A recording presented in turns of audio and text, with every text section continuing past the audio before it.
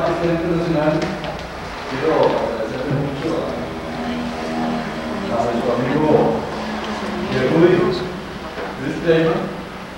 Es una bendición tenerlo entre nosotros en esta mañana. Yo sé que él es una bendición también para nosotros. Y lo recibimos en el nombre de Yeshua con un aplauso.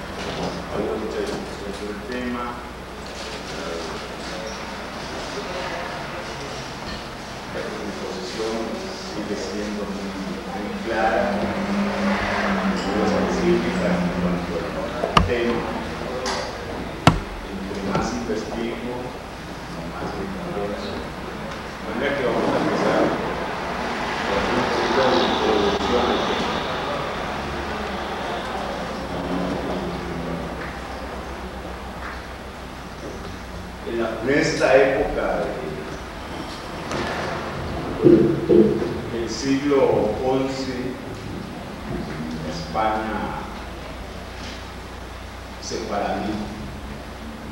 Ya los primeros reyes de origen católico pretenden una conversión total de la población judía establecida separada. Inicia la primera época en que ya se logra una cantidad bastante importante de bautizos, es donde surge el término anunciado, debido a que es en ese momento en el que los judíos, con tal de pertenecer en el territorio que han trabajado, estaban ligados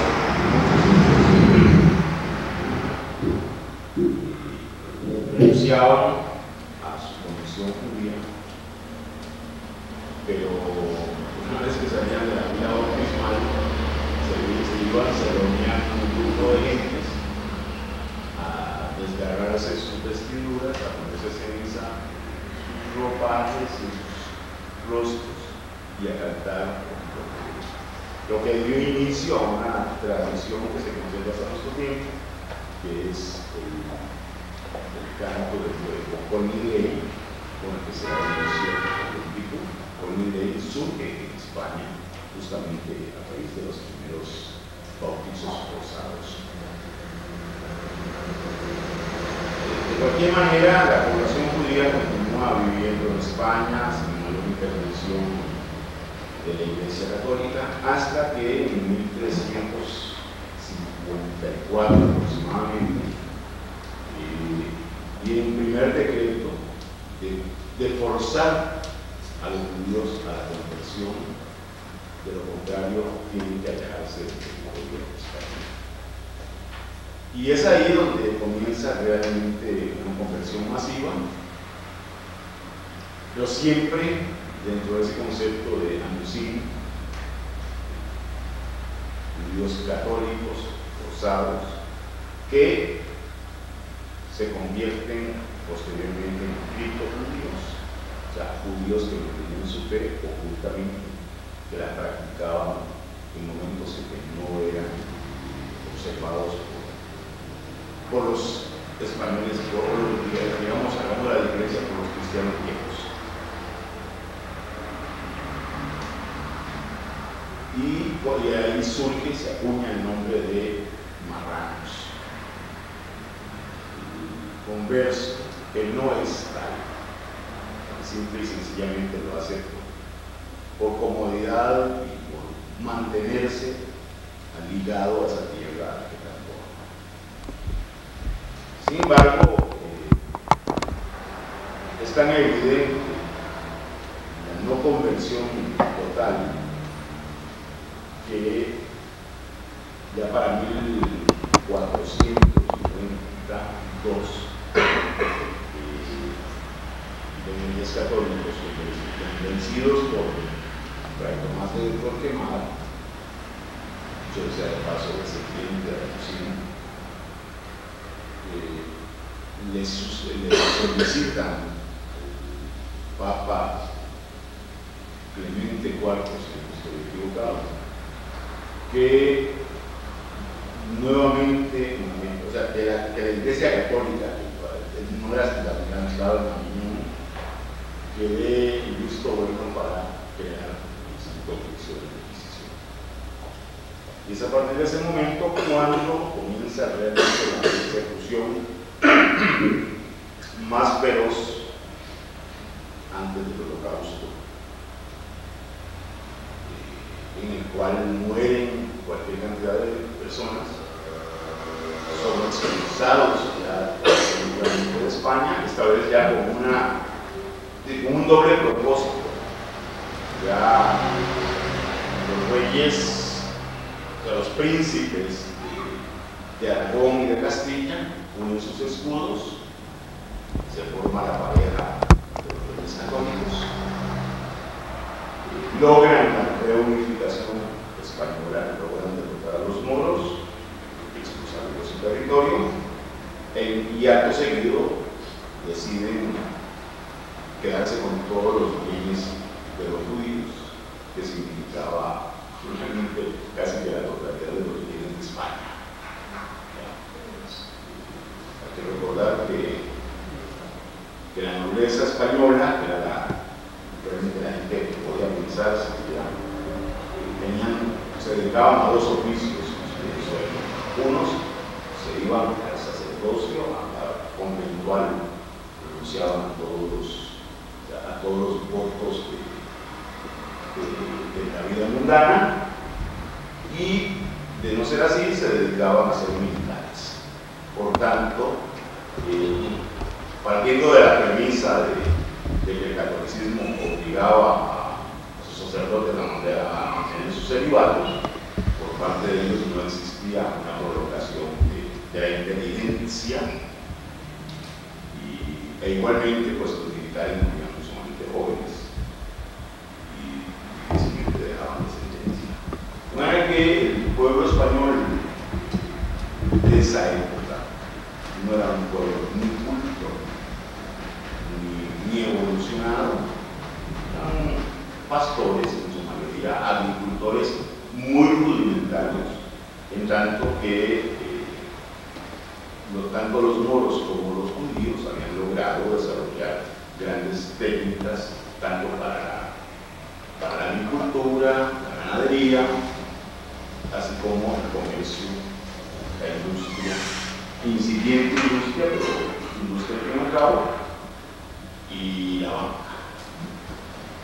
De manera que el capital estaba efectivamente en manos judías, y eso pues le gustó la idea a Isabel, sobre todo, Isabel la Católica, de quedarse con todas las regiones de ellos.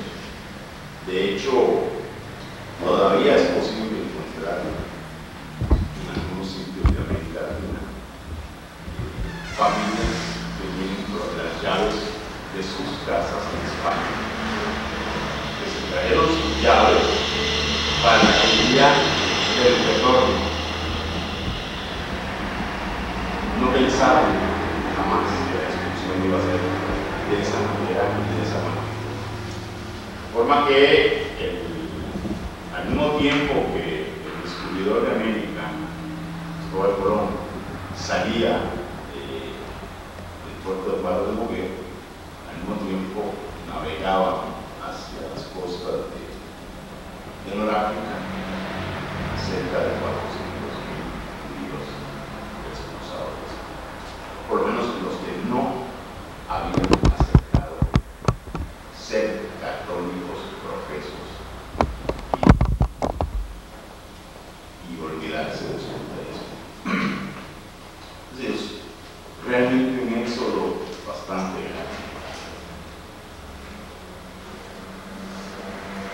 En Marruecos, muchos de ellos son acosados por los bereberes que los despojan nuevamente de sus bienes, y esta gente retorna a España ya encubierta.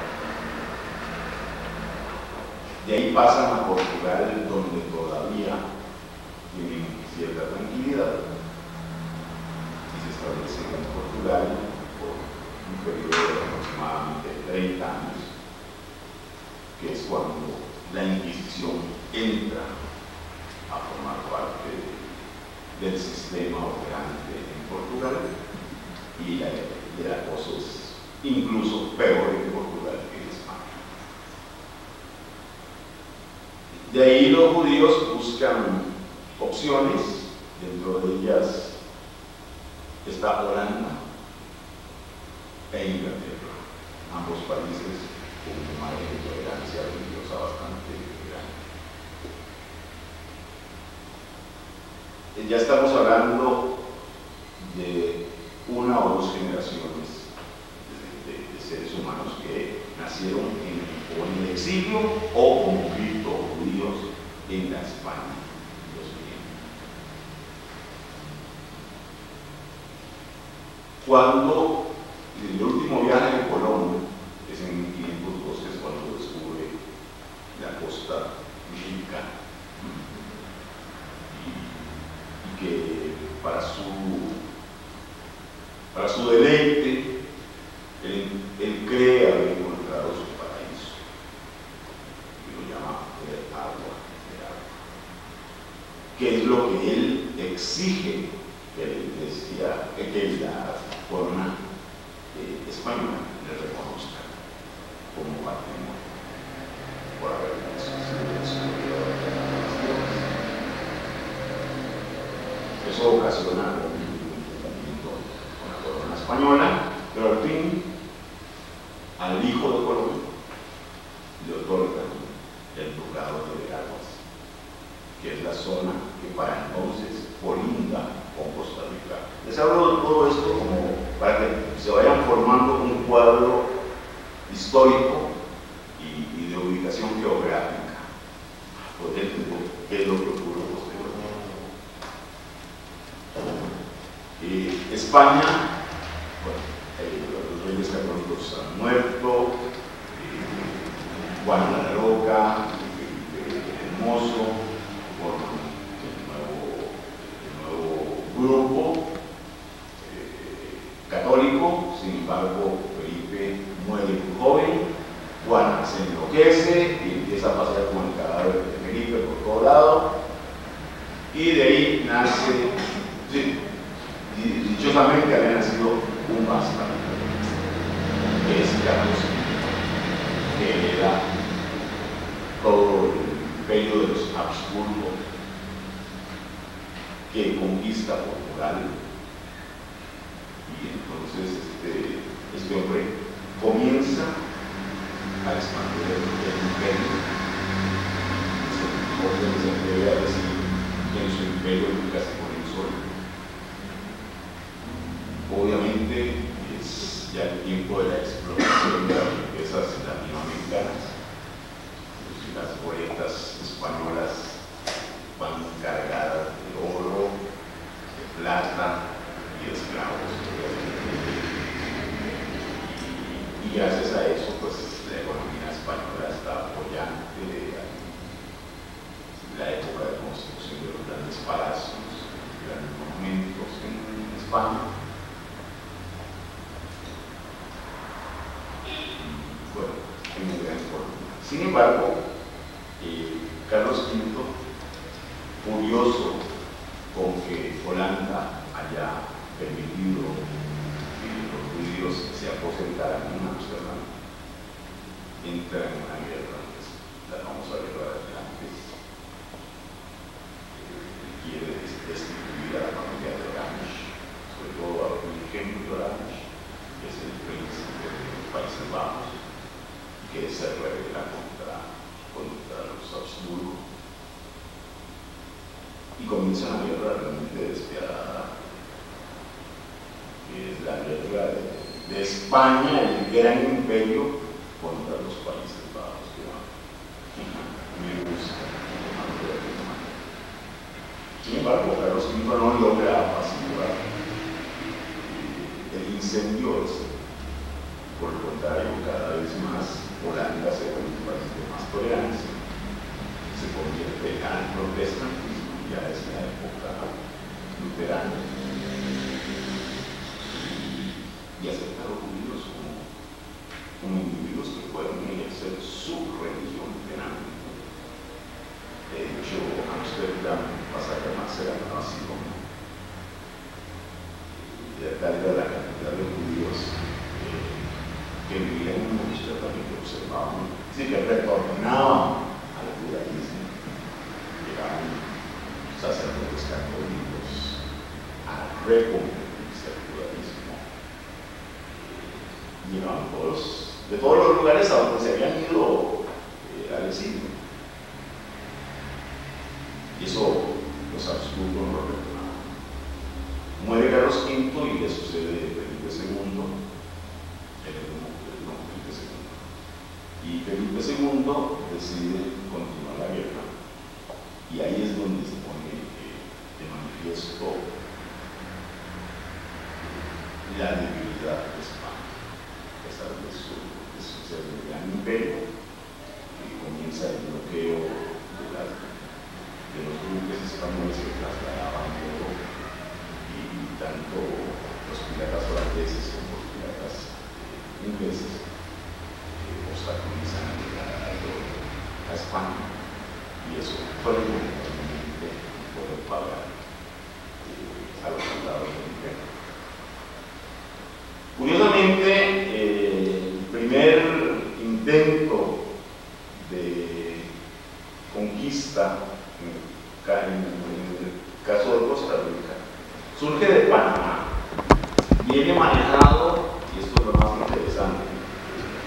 Panamá era el centro a través del cual se movían las huestes españolas que venían al descubrimiento y la conquista. Una vez que Vasco Núñez de Balboa descubre el Océano Pacífico y se forma la ciudad de Panamá a orillas del Pacífico, y ahí es donde aparecen todos los barcos que van a distintos rumbos siguiendo la costa del Pacífico para descubrir dónde hay oro y dónde se puede realmente abastecer. Entonces, para alrededor de 1530, Pedro Arias Dávila, que posteriormente es ejecutado por Juraiza, por la Inquisición, llega el gobernador de Panamá, manda a su yerno Sánchez de Badajoz en ruta hacia Costa Rica. Tengo que hacer un paréntesis para explicarles el Badajoz, el Sánchez, etc. La gran mayoría del pueblo judío afincado en España estaba en Andalucía para empezar. La provincia per se de los judíos estaba en Granada, estaba Córdoba, Cádiz, etc. Era la provincia más adelantada de toda España.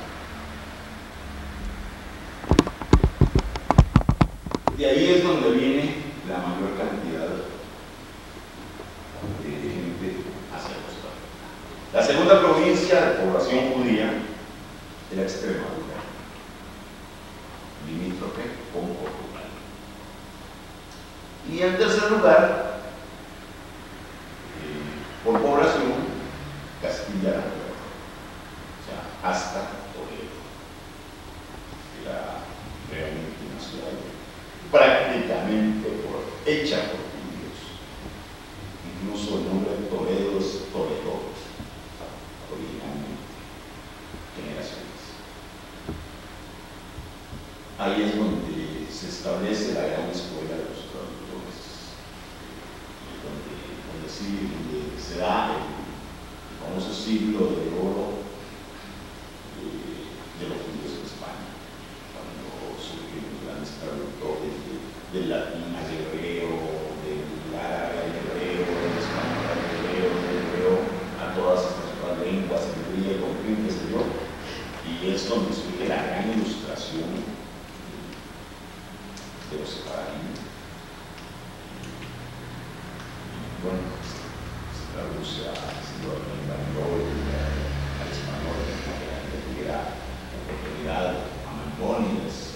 News, en qué sé yo, y es realmente una época de una humanis filosófica.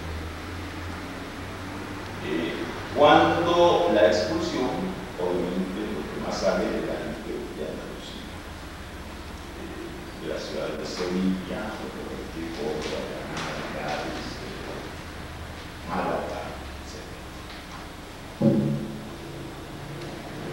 Esa gente, por ejemplo, el Sánchez de Badajoz es una ciudad de la provincia de Extremadura. En esa época los apellidos comienzan a surgir de donde viene la gente en muchos casos. Y ahí aparecen nombres como Toledo, Toledano, Valencia, Valenciano, de Badajoz, Cáceres, que es la principal ciudad de Extremadura, Jerezano, que es de la frontera, etc. Entonces, Pedraria Dávila, Juda de Santi, le otorga a su yerno Sánchez de Badajoz el derecho de descubrimiento, conquista y colonización de esas tierras que están al oeste del Ducado de Beaguas. Sánchez de Badajoz entra por el Golfo de Nicoya y aproximadamente unos 15 kilómetros al norte de Sachones, actualmente. La desembocadura del río Aranjuez establece la primera fortificación, el primer intento de colonización acá, y lo llaman la Villa de Bruselas.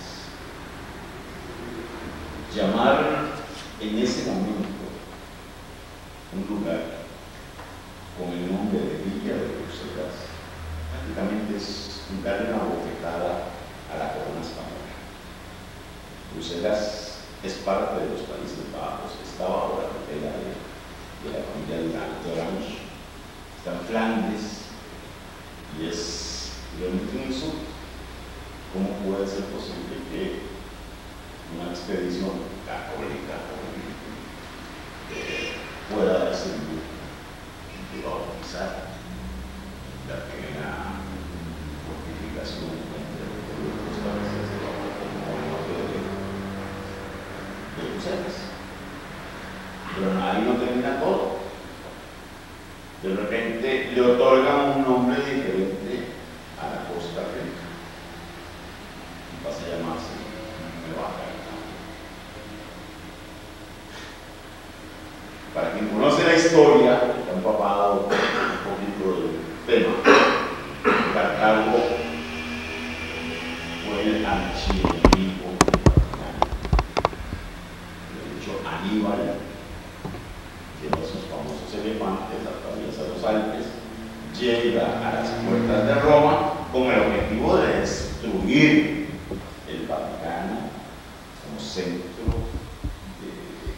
del poder católico.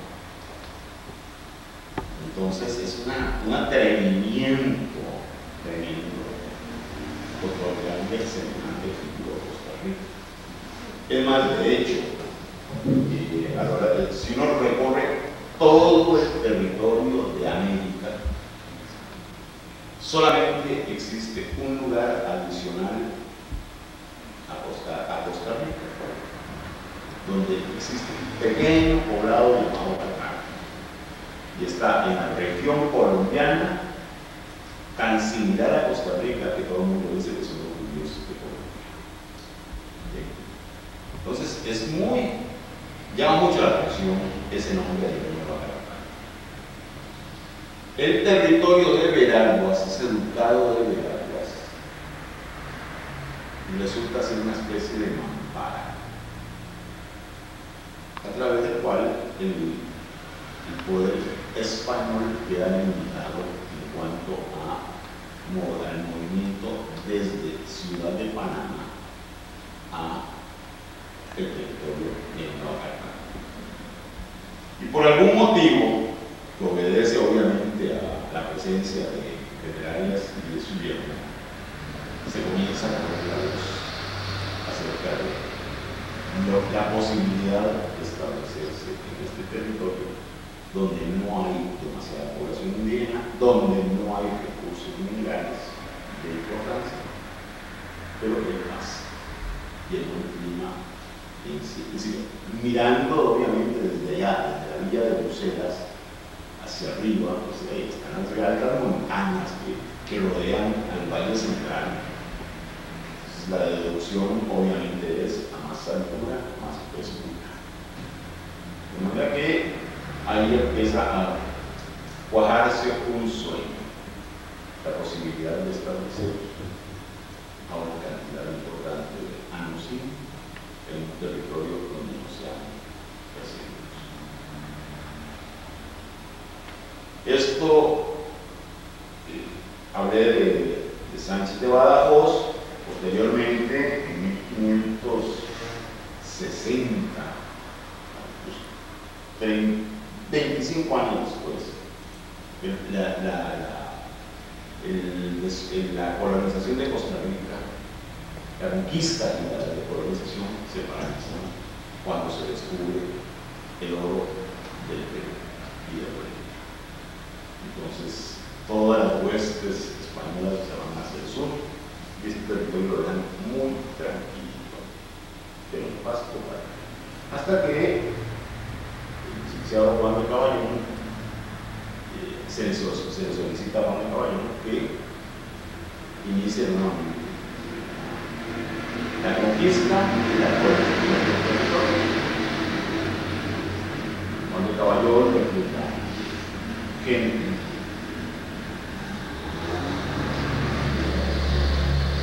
y entre la gente que viene con Juan de Caballón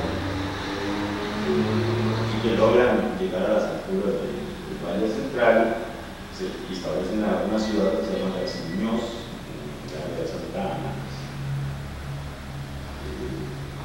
Juan de Caballón recluta un montón de gente, la mayoría andaluzas, con apellidos un poco extraños.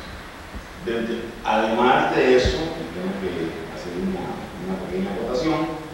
Para ese entonces, en 1560, ya es conocido que el nombre portugués, o quien quiera que venga de Portugal con un nombre español, es sinónimo de judío.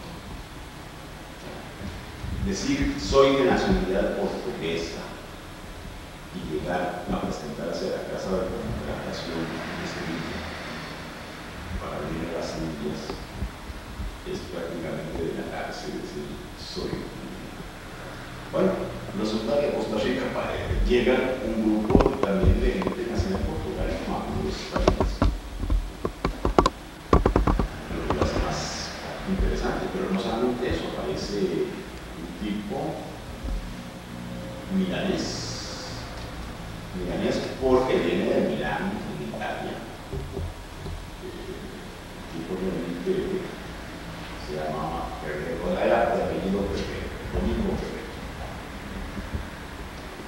Pero ese Ferrero puede ser realmente una degeneración del español. Ferrero. Y ahí italianizándolo pasa a ser Ferrero. Ahí está el origen de esa familia. Luego aparece alguien nacido en Salónica, Grecia.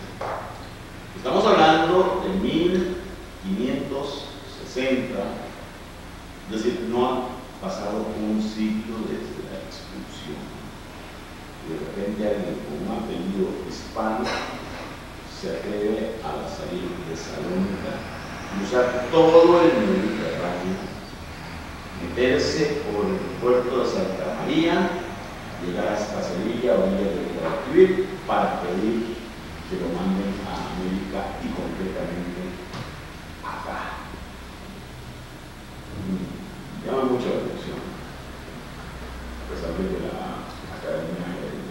vida de Costa Rica pretende negar esos incidentes que están escritos, más la misma revista de la Academia de Mineralogía de Costa Rica. Existen todos los nombres de todas las familias que formaron las dos primeras colonizaciones de importancia, la de Don Caballón, posteriormente la de Compás de Coronado, que ya es cuando se establece la ciudad de Cartago. Entonces desaparece el nombre de la Nueva Cartago, reaparece el nombre de la Costa Rica, pero la ciudad más importante es Cartago. Todavía se dan el gusto de quitarle la Nueva y dejar el nombre de Cartago, es decir, simplemente es el atrevimiento y el cinismo más grande al que se podía llegar. Entonces decirle a la iglesia española, miren señores, nosotros estamos dando el nombre, que es el nombre del anticristo de ustedes. Imagínenselo en esa época del oscurantismo. Estamos hablando de una época en que realmente era vetado un montón de cosas. De utilizar nombres bíblicos, jamás. Eso de ninguna manera. Entonces, menos todavía para un nombre que sonaba tan fuerte, tan golpeante a los oídos de la Iglesia Católica Española.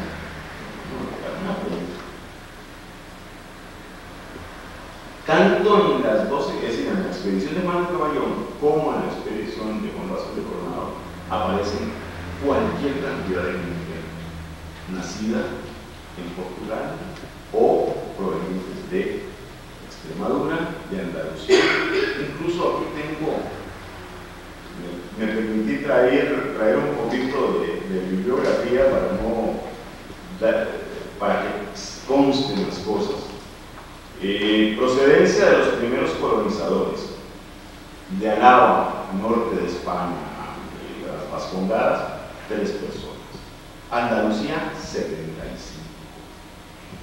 Aragón, 6, Asturias, 12, Canarias, 9, Cataluña, 10, Castillas Vieja y Nueva, 44, Extremadura, 17.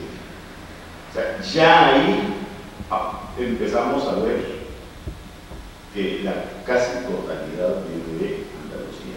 Luego otras, eso prácticamente son los italianos, los portugueses y el griego, son 43. O sea, son prácticamente la mayoría. Y esto, la fuente es ni más ni menos que Monseñor Víctor Salamanca Martínez, Genealogías de Cartago hasta 1850. No estamos hablando de otra cosa más que la santa palabra católica.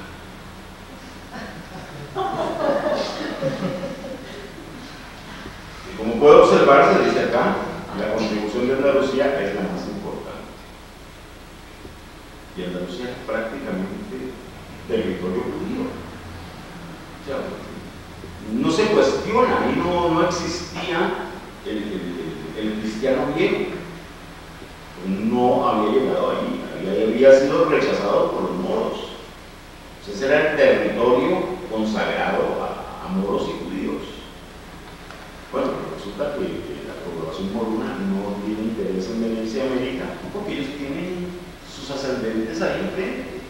Ellos nada más cruzan el Mediterráneo a través de Gibraltar o en cualquier botecito y llegan a Túnez, a Argelia, a Marruecos, a Libia. No tienen problema, ellos retornan a su gente, hablan el mismo idioma, son identificados, tienen la misma religión.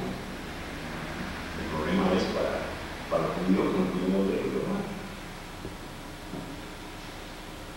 De manera que ese dato de la cantidad de población que llega acá es también muy importante, sumamente importante por los acontecimientos que posteriormente se van a conversar.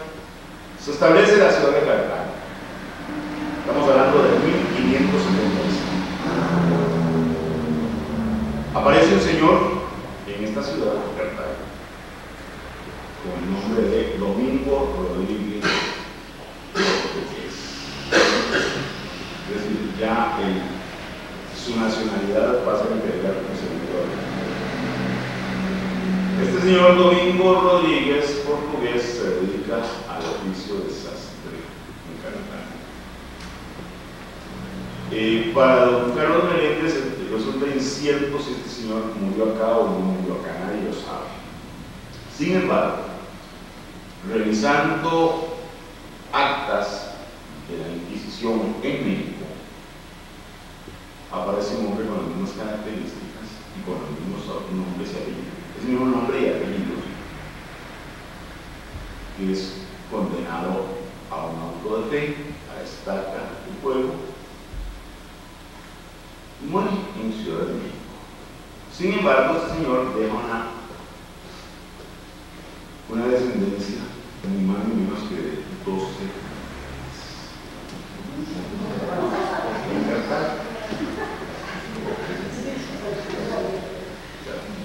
mujeres que representan transmisión inmediata de algo que se aprende en casa. Son vientres. Y son vientres que posteriormente, es decir, si ya uno los revisa con mucha precisión, se encuentra apellidos que son muy es decir, muy clásicos del judeo español.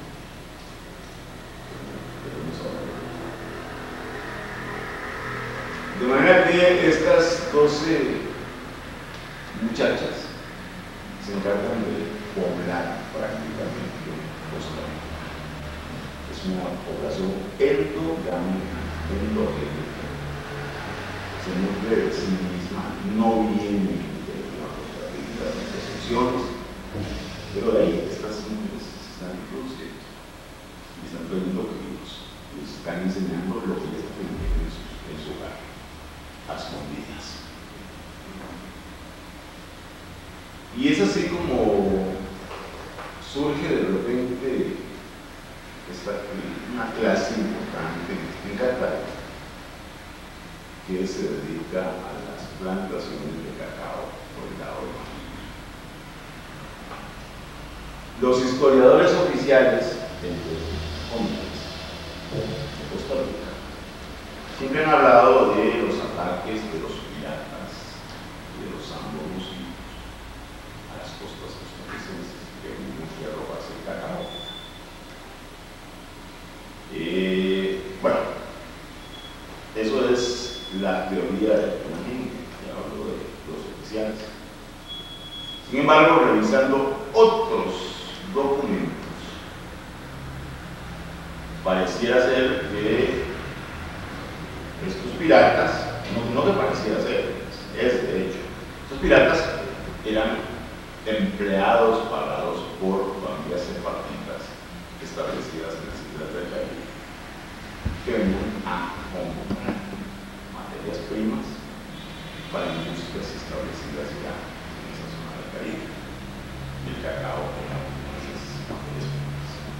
De manera que la relación no era una relación de temor, el temor simplemente quedaba en actas y informes, porque España había prohibido totalmente el comercio con ninguna otra nación que lo fuese España, teniendo el monopolio de todo.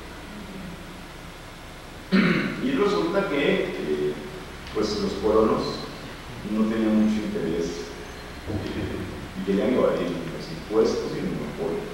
Entonces ellos se ponían muy de acuerdo con los discos piratas y les vendían sus materias. Y después llegaban a dejarse, animales. Es decir, los mismos cuentos que seguimos escuchando hasta el día de hoy en la educación griega. Así que nada cambió en tantos siglos, la misma situación. Hay un libro publicado no hace mucho, 6, 7 años atrás, que se llama El Tercer Templo, donde un autor español, no recuerdo su nombre, habla sobre el resurgimiento del Estado de Israel pero dedica un capítulo completo a analizar la venganza de los sefarditas contra España y cómo fue que toda la piratería que bloqueó la llegada de oro y de plata a España, que atacaban a los barcos españoles en la India Atlántica, todo eso estaba patrocinado por las familias sefaradí del Caribe. Y el hombre lo dice con documentación. Así que todo esto coincide. Lo curioso de esto es que ya estamos hablando de esta gente establecida en Cartago y que vende su cacao. Estamos hablando ya de 1620, 30, cuando realmente arrecia la lucha contra España. Los sefaradíes están dispuestos a cobrarle a España lo que España fue capaz de hacerles, de expulsarlos de sus hogares de 800 y 900 años. Eso es imperdonable. Y los sefaradíes se lo cobraron a España. España quedó siendo el país más atrasado de Europa por años, más hasta nuestro siglo, incluso hasta la mitad de nuestro siglo.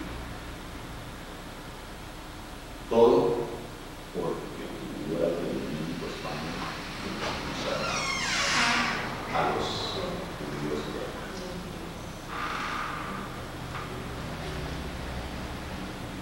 Los judíos traen consigo, en especial de la isla de Madeira y las Azores, ellos traen el conocimiento de la siembra de la caña de azúcar.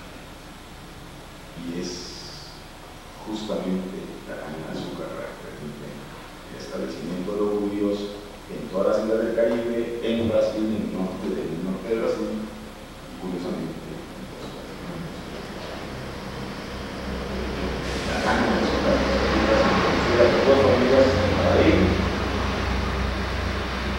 de alguna manera siguen teniendo el monopolio, los Lindo y los Pinto. Todavía todo lo que es la región de Grecia sigue estando en los Pinto. Lo único que puede ser el Estado de los franceses españoles desde el tiempo, porque tal vez el monopolio que hace igual. Pero en las islas del Caribe sí. En las islas del Caribe hacían el ron, que era el que con el que le pagaban a los piratas el deber de llevarse el cacao de Costa Rica. Y de ahí surgen algunas grandes empresas en Holanda, hasta nuestros días, moles, productores, pertenecen a una ciudad colombiana que se llama Río, que además de eso se tuvo el lujo de crear toda la ciudad miniatura que se llama Madurodam en Holanda, en honor a un hijo de ellos que fue sacrificado por los nazis.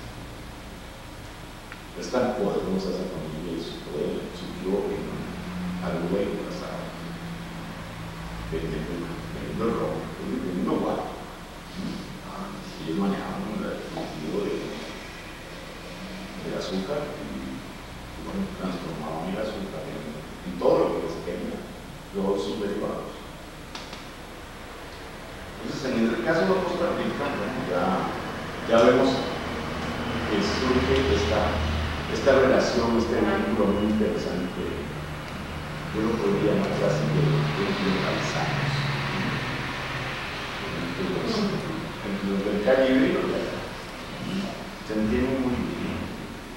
Bueno, pero luego resulta que otros colonos también deciden sembrar otras cosas.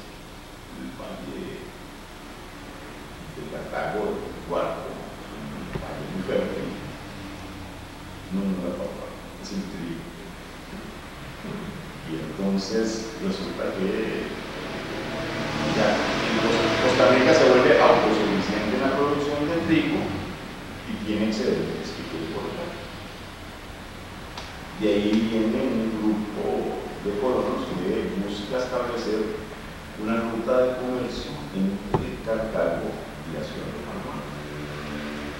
Y se van a la montaña buscando una ruta hasta que llegan a un valle precioso, muy lindo, donde hay una gran montaña, y llegan ahí y escuchan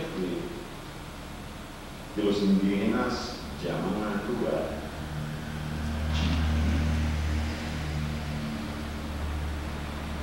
Chiqui, y que la explicación es que Chiqui significa valle de la luna en idioma guaraní, que es el mismo significado en el arameo de Sinaí. Sinaí significa valle de la luna. De hecho, los madianitas, que poblaban esa región del monte Sinaí, y donde Moisés escoge a su esposa, Zipora, y el suegro de él era sacerdote de la luna. El yaveísmo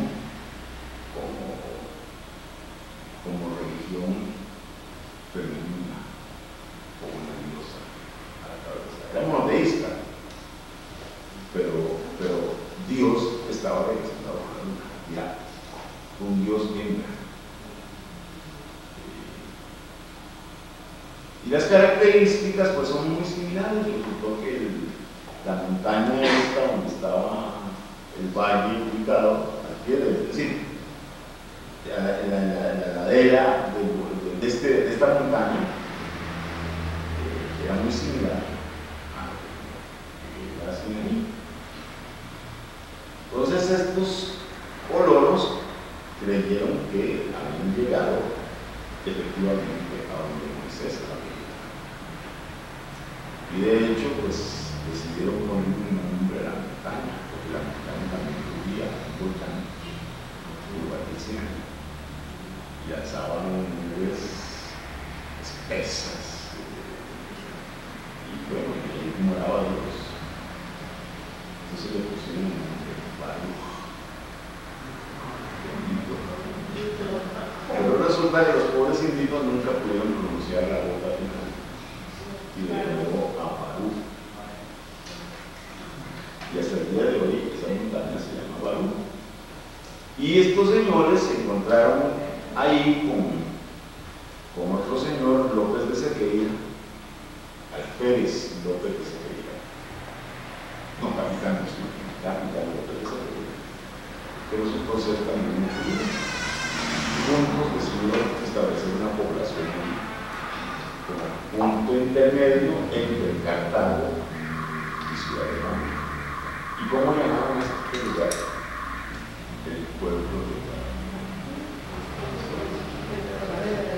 Y en las actas de fundación del pueblo de David aparecen varias firmas en el libro. Están en el libro La ciudad de David, escrito por el Osorio, que es un historiador panamá.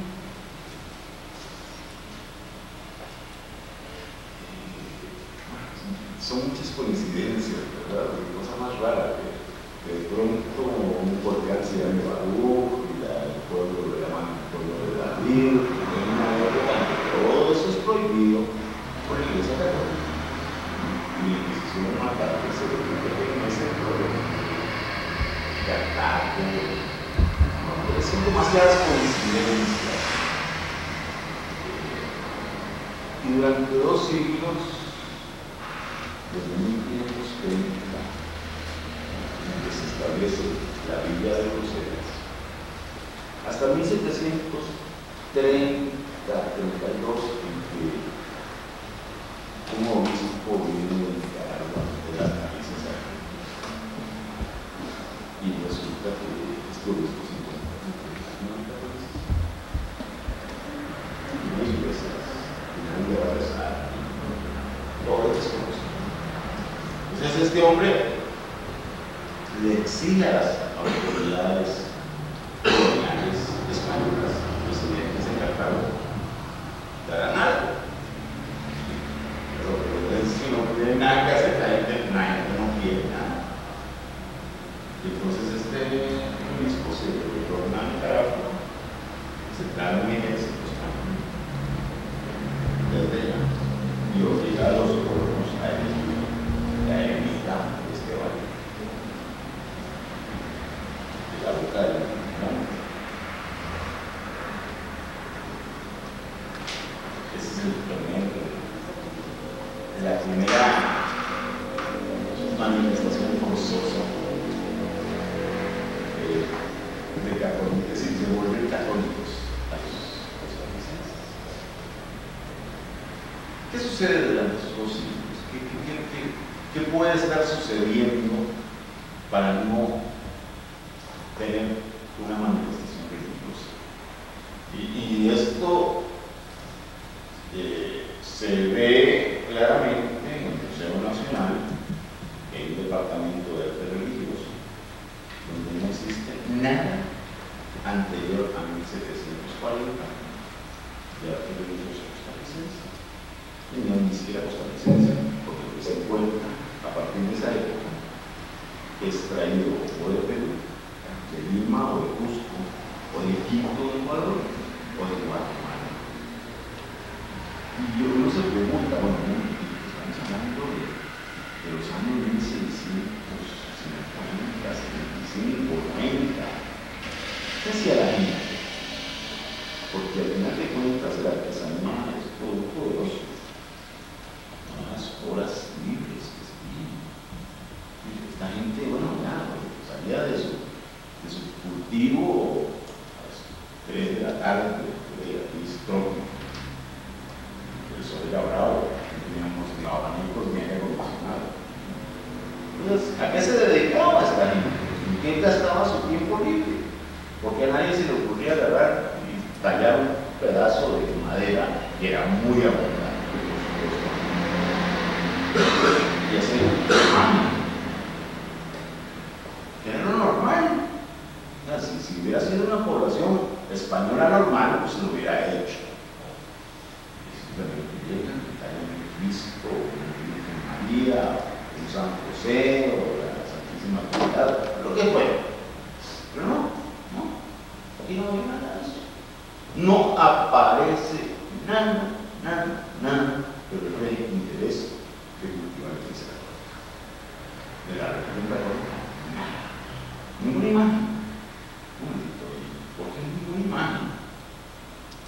¿Será que él sí había una religión oculta que decía que no se puede ver imágenes?